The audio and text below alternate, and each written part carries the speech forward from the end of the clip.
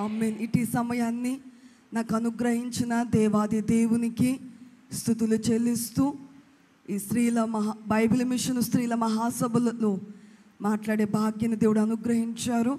అందును బట్టి దేవుని స్తుతిస్తూ ప్రెసిడెంట్ అయ్య గారు, వైస్ ప్రెసిడెంట్ అయ్య గారు, సెక్రటరీ అయ్య గారు, జాయింట్ సెక్రటరీ అయ్య గారు, అలాగే నలుగురు అమ్మగారులకు ప్రభునామన వందనం. మరణాత. మీకందరికీ మరణాత.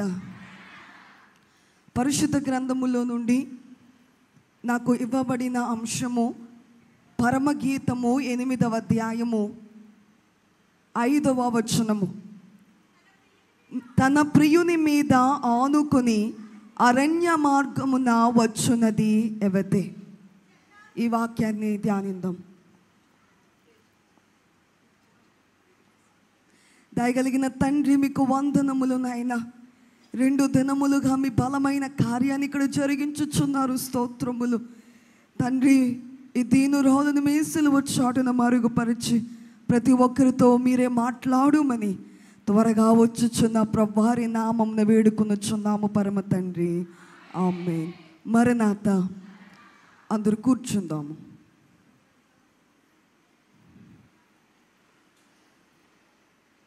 ప్రభునందు ప్రియమైన దేవుని విశ్వాసులారా, మహాగణుడు మహోన్నతుడైన దేవుడు ఆయన బలమైన కృపను చూపించి ఈ కార్యక్రమాలను ఎంతో ఘనముగా జరిగిస్తున్నారు.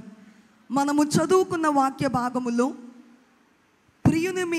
తన ప్రియుని మీద ఆనుకొని అరణ్య మార్గమున వచ్చున్నది ఎవతే.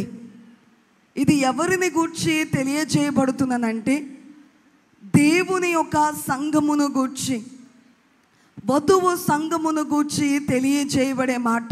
ఇలా చూడాలి, వధువు సంఘమును గూర్చి తెలియజేయబడే మాట. ఈ లోకమందున్న వధువు సంఘము దేవుని రాక కొరకు ఎదురు చూచుచున్న సంఘము, దేవుని మీద ఆనుకొనుచు వెళుతున్న ఆ కార్యాన్ని లోకములో ఉన్న వారు చూచి ఆశ్చర్యపోయే ఈ కార్యాన్ని చూస్తున్నాం. తన ప్రియుని మీద ఆనుకుని అరణ్య మార్గమున. ఈ లోకము ఎలాంటి లోకము? దైవజనులైన దేవదాసయ్య గారు అన్నమాట, ఈ లోకము పాపలోకము, ఈ లోకము పాప ఫలితములున్న లోకము, ఈ లోకము అవస్థల లోకము, ఈ లోకము భయంకరమైన వ్యాధుల లోకము, భయంకరమైన మోసకరమైన లోకము. ఈ లోకము అరణ్యము లాంటిది. ఇశ్రాయేలు జనాంగము వారు ఐగుప్తు నుండి వారు కానానుకి దేవుడు వారు నడిపించిన కాలమందు అరణ్యములో 40 సంవత్సరాలు వారు ప్రయాణించారు. కానీ ఆ 40 సంవత్సరములు దేవుడు వారికి తోడయ్యున్నారు. అందుకే చుట్టుపక్కల ఉన్న రాజ్యములు ఇశ్రాయేలు జనాంగమును చూచి వారికి చూడడానికి రాజు లేని వారిగా ఉన్నా కానీ దేవుడు వారిని నడిపించిన విధానాన్ని చూచి వారు ఆశ్చర్యపోయారు, వారు భయపడిపోయారు. కాబట్టి ఇశ్రాయేలు జనాంగము దేవునితో వారు నడిచారు. దేవుని మీద ఆనుకుని వాళ్ళు విసిగిన కొన్ని మార్లు దేవుడు వారిని విడిచిపెట్టకుండా వారిని నడిపించిన కార్యాన్ని చూస్తాం. ఈ రోజున దేవుని రాకడకు సిద్ధపడుతున్న మనము ఈ లోకమందు, ఈ అరణ్యము లాంటి లోకములో, అరణ్యమనగానే భయంకరమైన మృగములు ఉండేది, అరణ్యమనగానే సురక్షితముగా ఉండే చోటు కాదు.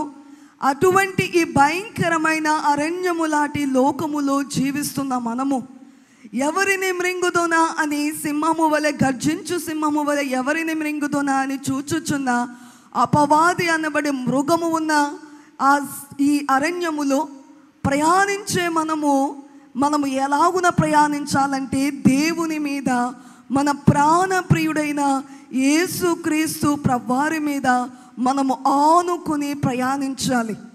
భర్త భార్య మీద ఆనుకోవడం అంటే ఆధారపడము. భార్య భర్త మీద ఆనుకుంటుంది, ఆధారపడుతుంది. ఒకరి మీద ఒకరు ఆధారపడుతూ ఆనుకుంటూ జీవించేది. పిల్లలైన వారు తల్లిదండ్రుల మీద ఆనుకోవడము, బంధువుల మీద ఆనుకోవడము, ఇవన్నీ మనము చూస్తాము. కానీ ఈ రోజున దేవుని మీద ఇవి మంచిదే. భర్త మీద ఆధారపడేది మంచిదే, పిల్లలైన వారు తల్లిదండ్రుల మీద ఆధారపడేది మంచిదే, ఇవి మంచివే. కానీ వీటన్నిటికన్నా ముఖ్యమైనది ఏమిటంటే మనమందరము మన ప్రాణప్రియుడైన యేసు ప్రభువారి మీద ఆనుకునేది, ఆధారపడేది మనము నేర్చుకోవాలి. పరిశుద్ధ గ్రంథములో కొందరు స్త్రీలైన వారు దేవుని మీద ఆనుకునిన వారిని మనము చూస్తాము. మొట్టమొదటిగా యొకేబేతు, మోషే గారి తల్లి అయ్యున్న యొకేబేతు దేవుని మీద ఆధారపడిన ఆమె. శ్రమ కలిగిన కాలమందు దేవుని మీద ఆధారపడి, దేవుని మీద ఆనుకుని, దేవా మీ చేతులకు అప్పగించుచున్నానని చెప్పి ఆమె జీవితాన్ని చూస్తే అట్టి రీతిగా మనకు నిర్గమాకాండము 2వ అధ్యాయము 3వ వచనములో, తరువాత ఆమె వాని దాచలేక వాని కొరకు ఒక జమ్ము పెట్టి తీసుకొని దానికి జిగటమును కీలును పోసి అందులో ఆ పిల్లవాణిని పెట్టి ఏటి యొద్దున జమ్ములో దానిని ఉంచగా, అంటే ఇక నేను ఇంతకాలం నేను చూచుకున్నాను, ఇక నేను చూచుకోలేనయ్యా, ఇదిగోండి అని చెప్పి దేవుని చేతులకు అప్పగించినట్లుగా, దేవుని మీద ఆనుకునినట్లుగా ఇక్కడ యొకేబేతు మనకి ఇక్కడ కనబడతారు. అలాగే ఇంకొక స్త్రీ మనము చూస్తే దెబోరా దేవుని మీద ఆధారపడినట్లు. మనం ఈ విషయాన్ని మనము న్యాయాధిపతుల గ్రంథము 4వ అధ్యాయము 7వ వచనములో చూస్తే దేవుడు ఇక్కడ దెబోరాను ఎలాగ ఏర్పాటు చేశారంటే న్యాయాధిపతిగా, ఇశ్రాయేలు జనాంగం మీద న్యాయాధిపతిగా ఏర్పాటు చేశారు. కాబట్టి దెబోరా వచ్చి బారాకుతో మాట్లాడుతూ, ఇదిగో దేవుడు ఇశ్రాయేలు జనాంగానికి విజయాన్ని ఇస్తున్నారు, నువ్వు ఎందుకు ఇలా ఉన్నావు? 7వ వచనములో చూస్తే, నేను నీ దగ్గరకు యాబీను సేనాధిపతి అయిన సిసేరాను, అతని రథములను, అతని సైన్యమును కీషోను ఏటి యొద్దకు కూర్చి నీ చేతికి అతనిని అప్పగించదనని ఇశ్రాయేలుల దేవుడైన యెహోవా సెలవిచ్చి ఉండలేదా అని దెబోరా చెప్పగా, ఇక్కడ బారాకు ఏమాత్రము ముందుకు వెళ్ళడానికి ఇష్టపడలేదు. ఎందుకంటే ఆ సిసేరా వారికి ఉన్న రథములు ఇనుముతో, ఐరన్తో తయారు చేయబడిన రథములవి. వాటిని చూచి భయపడిపోతున్నాడు, సిసేరాకు భయపడిపోతున్నాడు. దేవుడు విజయాన్ని ఇస్తానని చెప్పినా కానీ భయపడిపోతున్నాడు. అందుకని ఇక్కడ దెబోరా ఈవిడ మాట్లాడే మాట ఏమిటంటే, ఇశ్రాయేలు దేవుడైన యెహోవా సెలవియ్య ఉండలేదా, నువ్వెందుకు ఇలా ఉన్నావు అని అంటే, బారాకు వెనక్కుకు వెళ్ళినా కానీ నువ్వు వస్తేనే నేను వెళ్తాను అంటే, ఒక పురుషుడై ఉండి సైన్యములో అంటే యుద్ధము చేయగలిగిన వ్యక్తిగా ఉండి అతను అనేది ఏమిటంటే, దెబోరా వస్తేనే నేను యుద్ధానికి వెళ్తాను అంటే, అంత భయంకరమైన సైన్యము మీదకు వెళ్ళడానికి భయపడుతున్నాడు బారాకు. కానీ దెబోరా దేవుని మీద ఆనుకుని ఉన్నట్లుగా, దేవుడు చెప్పారు, దేవుడు జరిగిస్తారు అని దేవుని మాట మీద ఆనుకుని ఆధారపడినట్లుగా మనం ఈ వచనాల్లో మనము చూస్తాము. అలాగే ఇంకొకరిని చూస్తే ఎస్తేరు దేవుని మీద ఆధారపడింది, ఆనుకుంది. ఆమె అంత ఉన్నతమైన రాణి అనబడే స్థితిలోనికి వెళ్ళినా కానీ ఆమెకు శ్రమ కలిగినప్పుడు, ఆమె జనాంగమునకు శ్రమ కలిగినప్పుడు ఎస్తేరు పలికిన మాటను మనము చూస్తే 5వ అధ్యాయము ఎస్తేరు గ్రంథము 4వ అధ్యాయము 16వ వచనములో, నీవు పోయి శోషణనందు కనబడిన యూదులందరినీ సమాజ మందిరముకు సమకూర్చి నా నిమిత్తము ఉపవాసముండి 3 దినములు అన్నపానములు చేయకుండుడి, నేనును నా పనికెత్తలను కూడా ఉపవాసముందుము ప్రవేశించుట న్యాయ వ్యతిరేకముగానున్నను, నేను రాజు నొద్దకు ప్రవేశించుదును, నేను నశించదను. ఇక్కడ ఎస్తేరు తెలియజేసే మాట, రాణి అనబడి ఉన్నత స్థితిలో ఉన్న ఎస్తేరు దేవుని మీద ఆధారపడి, అంటే ఆమె అన్న మాట ఏమిటంటే ప్రార్థన. ఏమంది చెప్పండి? ప్రార్థన, ఉపవాస ప్రార్థన. మీరు ప్రార్థన చేయండి, నేను కూడా నా పనికతలతో నేను ఉపవాసం ఉండి ప్రార్థన చేస్తాను, ఉపవాసం ఉండి వేడుకుంటాను. శ్రమ వచ్చిందని చెప్పి ఆమె భయపడిపోలేదు, కానీ అక్కడ ప్రార్థనలోనికి వెళ్ళినట్లుగా ఎస్తేరును దేవుని మీద ఆనుకున్నట్లుగా మనకి వచనాల్లో తెలుస్తుంది. అలాగే రాహాబును చూస్తాము. రాహాబు ఆమె ఇశ్రాయేలు జనాంగములో ఉన్న ఆమె కాదు, కానీ ఆమె తెలియజేసిన మాట మనము చూస్తే యెహోషువ గ్రంథము 2వ అధ్యాయము 9వ వచనము 4వ వచనములో చూస్తే, ఆ స్త్రీ ఆ ఇద్దరి మనుషులను తోడుకొని వారిని దాచిపెట్టి, మనుషులు నా యొద్దకు వచ్చిన మాట నిజమే. అక్కడ ఇద్దరు స్పైస్ని యెహోషువ గారు పంపించారు. అయితే వారిని దాచింది ఇక్కడ రాహాబు. వారికి తరువాత తెలియజేసిన మాట ఏమిటంటే, యెహోవా ఈ దేశమును మీకిచ్చుచున్నాడనియు, మీ వలన మాకు భయము పుట్టుననియు, మీ భయము వలన ఈ దేశ నివాసులందరికీ ధైర్యము చెడుననియు నేను ఎరుగుదును. అలాగే ఆ మొన్న ఇంకొక మాట ఏమిటంటే, మా గుండెలు అదిరిపోయాయి దేవుడు మీ పట్ల చేసిన అద్భుతమైన కార్యాలకు. కాబట్టి ఆమె అంత భయంకరమైన స్థితిలో ఉన్న సమయములో ఆమె వృత్తి మంచిగా లేనట్లుగా కనబడుతున్నా, రాహాబు ఆమె వేశ్యగా ఉన్నా కానీ ఆమె దేవుని మీద ఆనుకొనుట ద్వారా, ఆధారపడుట ద్వారా ఆమె కుటుంబము రక్షించబడింది, నాశనము కాలేదు. కాబట్టి ఈరోజు స్త్రీలుగా ఈ బైబిల్ మిషన్ స్త్రీల సభలలో ఉన్న మనము దేవుని మీద అనబడే కార్యాన్ని మనము నేర్చుకోవాలి. ఇందాక వరకు మనం విన్నాము, హన్న దేవుని మీద ఆధారపడింది. ఎంతగా ఏడ్చిందో. ఆమె తినకుండా ప్రక్కన కూర్చుంది. ఎందుకనంటే ఎల్కానాకున్న వేరొక భార్యకు ఆమెకు సంతానము కలిగి ఉంది. ఆమె తనకు సంతానము ఉందని చెప్పి హన్నాను తక్కువగా చూచిన ఆ వచనాన్ని మనము చూస్తాము. సమూయేలు మొదటి గ్రంథములో మనము చూస్తాము. కాబట్టి ఇక్కడ సమూయేలు మొదటి గ్రంథములో 1వ అధ్యాయములో 6వ వచనములో అక్కడ ఆమెకు కోపము పుట్టించుచు వచ్చెను. 7వ వచనములో ఎల్కానా ఆమెకు ఏటేటా ఆ రీతిగా చేయుచునుండగా, హన్న యెహోవా మందిరమునకు పోవునప్పుడల్లా అది ఆమెకు కోపము పుట్టించెను గనుక ఆమె భోజనము చేయక ఏడ్చుచు వచ్చెను. కానీ 10వ వచనములో బహు దుఃఖాక్రాంతురాలై వచ్చి యెహోవా సన్నిధిని ప్రార్థన చేయుచు బహుగా ఏడ్చెను. ఒకప్పుడేమో అంటే ఏటేట దేవుని సన్నిధికి వచ్చినప్పుడల్లా ఆమెకు కోపము ఉండేదట, అన్నపానములు పుచ్చుకొని ఉండేది కాదు. కానీ ఇక్కడ అయితే 10వ వచనములో హన్నా యొక్క పద్ధతి మారింది. ఏమిటినంటే ఆమె నేను తినడము మానివేయడము కాదు, కోపముగా ఉండడము కాదు, కానీ నేను దేవుని మీద ఆధారపడాలి, ఆనుకోవాలని దేవుని సన్నిధిలో బహు దుఃఖాక్రాంతురాలై దేవుని సన్నిధిలో ఏడ్చి, నాకు ఒక కుమారుని దయచేయండి, మీ కొరకు నేను ఇచ్చివేస్తాను అని చెప్పి హన్నా దేవుని మీద ఆధారపడిన తల్లి. అలాగే ఇంకొకరిని మనము చూచినట్లయితే రూతు, ఆమె తెలియజేసిన మాట, ఓర్పా వెళ్ళిపోయింది. ఓర్పా కూడా మంచి కోడలే. నయోమి తన అత్తను ముద్దు పెట్టుకుని ఆమె ఏడ్చింది, ముద్దు పెట్టుకుని వెళ్ళిపోయింది. కానీ రూతు మాత్రము వెనుకకు వెళ్ళలేదు.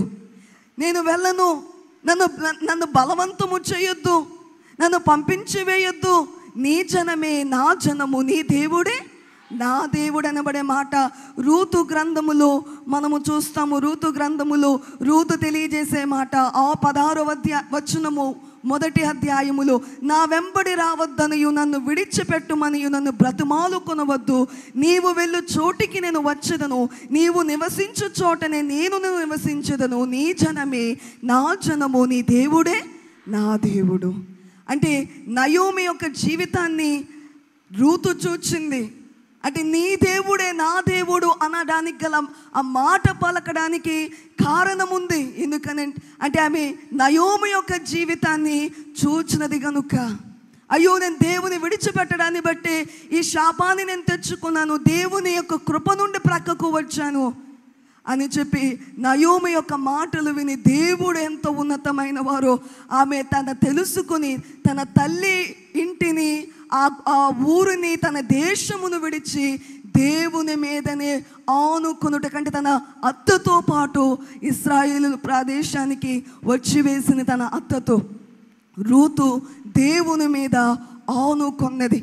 కాబట్టి భక్తులైన ఈ స్త్రీలైన వారందరూ దేవుని మీద ఆధారపడిన వారు, దేవుని మీద ఆనుకున్నవారు. శ్రమ వచ్చినప్పుడు దేవుని మీద ఆనుకున్నారు.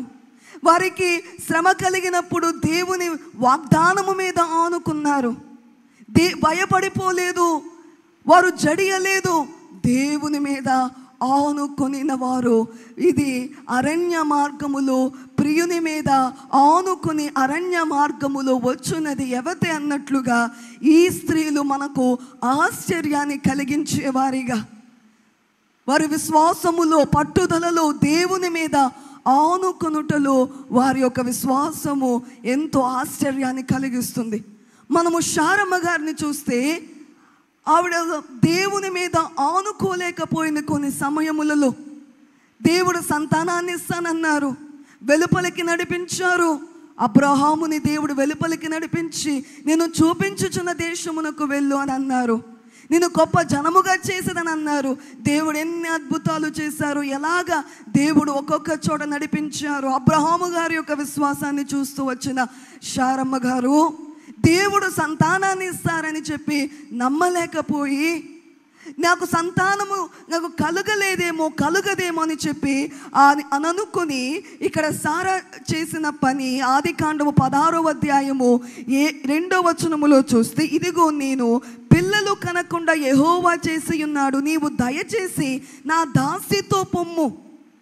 ఇక్కడ శారా తెలియజేసే మాట, నువ్వు నా దాసితో వెళ్ళు. దేవుని యొక్క ప్రణాళిక వాగ్దానం ఉన్నప్పుడు వాగ్దానం వైపు చూడలేదు, తొందరపడింది. కాదు నాకు కావాలి పిల్లలని తొందరపడింది ఇక్కడ సారా. అలాగే రెబెక్కమ్మ గారిని చూస్తే రెబెక్క అక్కడ తొందరపడినట్లుగా ముందుగా దేవుని యొక్క వాగ్దానము 25వ అధ్యాయం ఆదికాండములో 23వ వచనములో చూస్తే దేవుడు అంటారు, 2 జనములు నీ గర్భములో కలవు, 2 జనపదములు నీ కడుపులో నుండి ప్రత్యేకముగా వచ్చును, ఒక జనము పదము కంటే ఒక జనపదము బలిష్టమై ఉండును, పెద్దవాడు చిన్నవానికి దాసుడగునని చెప్పాను. దేవుడు తెలియజేస్తారు, దాసునిగా పెద్దవాడు చిన్నవానికి దాసునిగా ఉంటారు. కాబట్టి పుట్టక మునిపే దేవుడు ఆ వాగ్దానాన్ని ఇచ్చారు. కానీ రెబెక్కమ్మ గారు తొందరపడిపోయారు, దేవుని మీద ఆనుకోలేకపోయారు. ఆ విషయములో తొందరపడి రెబెక్కమ్మ గారు పడిన తొందరపాటు వల్ల దేవుని మీద ఆధారపడకపోవడాన్ని బట్టి, దేవుడిచ్చిన వాగ్దానము నెరవేరుస్తారని నమ్మకపోవడాన్ని బట్టి ఎంత తల్లి 2 కొడుకుల మధ్య వ్యత్యాసము కలిగింది. అలాగే మనము ఆ తర్వాత వచనాల్లో రెబెక్కమ్మ గారి యొక్క ప్రస్తావన మనము చూడము. యాకోబు గారు వెళ్ళిపోయిన తరువాత 20 సంవత్సరాల తర్వాత తిరిగి వచ్చినసరికి మనకు రెబెక్కమ్మ గారి యొక్క ప్రస్తావన మనకు కనబడదు. అంటే తన ఎంతగానో ఇష్టపడిన కుమారుని చూడకుండా కానీ చనిపోయినట్లుగా మనము చూస్తాం. కాబట్టి రెబెక్కమ్మ గారు ఆమె తన మీద ఆనుకొని ఏదో నేను చేయాలి, దేవుడిచ్చిన వాగ్దానం మీద ఆనుకోలేకపోయారు ఒక సమయం అందు. కానీ ఈ రోజున మనం అట్టి రీతిగా ఉండకూడదు. రాహేలు కూడా తనకు సంతానము లేదని చెప్పి యాకోబు యొద్దకు వెళ్ళి 30వ అధ్యాయం 1వ వచనము ఆదికాండములో, నాకు పిల్లలు లేరు, నువ్వు నాకు పిల్లలు ఇవ్వకపోతే నేను చనిపోతాను అని చెప్పి రాహేలు మాట్లాడిన మాట. కాబట్టి నాకు చనిపోతాను, నాకు లేదు అని అంటే చనిపోతాను అంటే దేవుని మీద ఆధారపడని రీతి. కానీ తరువాత దేవుని మీద ఆధారపడగా యెహోవా రాహేలు మనవి విని ఆమె గర్భమును తెరిచనని చూస్తాము. కాబట్టి వీరు కొన్ని సమయాల్లో శారా గారు, రాహేలు, రెబెక్కమ్మ గారు వీరు దేవుని మీద కొన్ని సమయాలలో ఆధారపడకుండా వారి యొక్క సొంత ప్రయత్నాల మీద ఆధారపడ్డారు. They believed and depended upon the human devices and schemes. వారి యొక్క సొంత ప్రయోగాలు చేశారు. కానీ ఈ రోజున దేవుని సన్నిధిలోనికి వచ్చిన వాళ్ళారా, మనము ఈ అరణ్యము లాంటి భయంకరమైన లోకములో మనము సర్వశక్తుడైన దేవుని మీద మనము ఆనుకొని మనము వెళదాము. ఈ లోకకాల శ్రమలు, ఈ శ్రమలు రాబోవు మహిమ ఎదుట ఎన్నతగినవి కావు అని చెప్పి పౌలు గారు అన్నట్లుగా ఈ లోకమందు ఎన్నో శ్రమలు, సమస్యలు, ఇబ్బందులు కలగవచ్చు.